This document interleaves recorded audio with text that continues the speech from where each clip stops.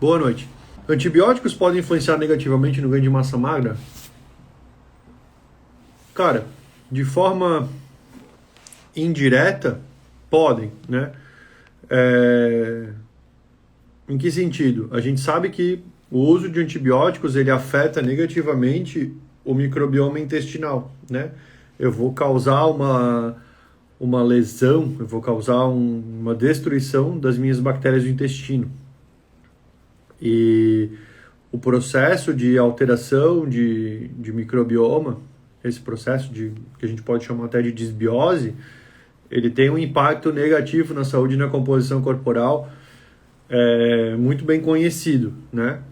Hoje se tem muito estudo falando sobre o impacto do microbioma intestinal no desenvolvimento de diversas doenças, hipertensão, diabetes, alguns tipos de câncer, enfim, uma série de coisas.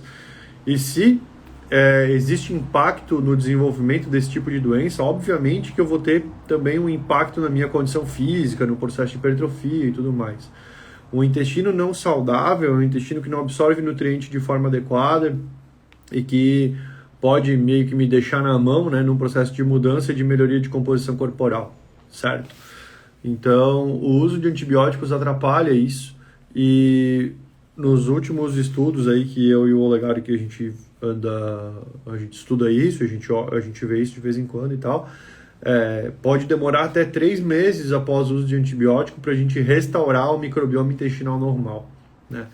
Então, sim, o uso de antibiótico ele pode prejudicar o processo de hipertrofia por inúmeras vias, vamos colocar assim, e também o processo de emagrecimento e tal. Eu já tenho até um story pronto sobre os SARMs, né, em geral. Ligandrol, Ostarine, Andarine,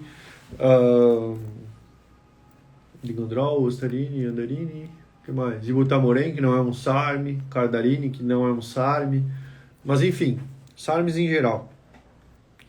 O que acontece? Os SARMs, eles são, se vocês forem ver o nome deles, né, ele é uma medicação, ele é uma sigla, né, uma sigla geralmente composta de letras e números.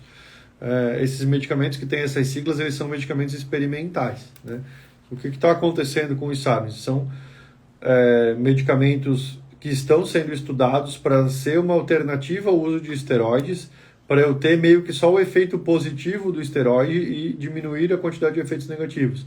E dentro dos efeitos positivos eu ter algo mais seletivo. Por exemplo, Ostarine, que é estudado para melhoria de massa óssea e de massa muscular em idosos. O que acontece? Os estudos, eles são estudos, a maior parte deles, estudos pré-clínicos. Então, são estudos que ainda nem estão envolvendo seres humanos, né? São estudos animais. Esses estudos, eles precisam passar pelas fases clínicas, onde vão se estudar a segurança e a eficácia desses medicamentos em seres humanos. A partir disso, passa-se por estudos de fase 1 e fase 2, né, que são fase 3 e fase 4, que são os estudos populacionais em larga escala, onde eu vou ver a segurança, os efeitos colaterais e vou definir as doses terapêuticas mínimas. E depois disso é lançado no mercado para comercialização, né? A maior parte dos estudos com os SARMs ele está em fase 1 e fase 2. Porém, já são medicamentos que são comercializados por algumas farmácias, de alguma forma, só que não deixam de ser medicamentos experimentais, né? Qual é a ressalva disso? Eu não tenho segurança e eu não tenho eficácia comprovada. Eu não sei qual é a dose efetiva realmente para as pessoas utilizarem. Eu não sei quais são os efeitos colaterais a longo prazo, porque são medicamentos estudados há pouco tempo.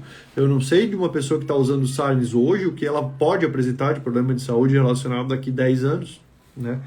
Então, são medicamentos que, além disso, são caros, né? E eu não tenho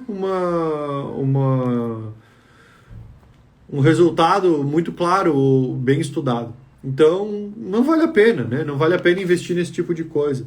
Vale muito mais a pena investir num acompanhamento profissional e no uso de esteroides, por exemplo, com acompanhamento, do que em SARMs, entendeu?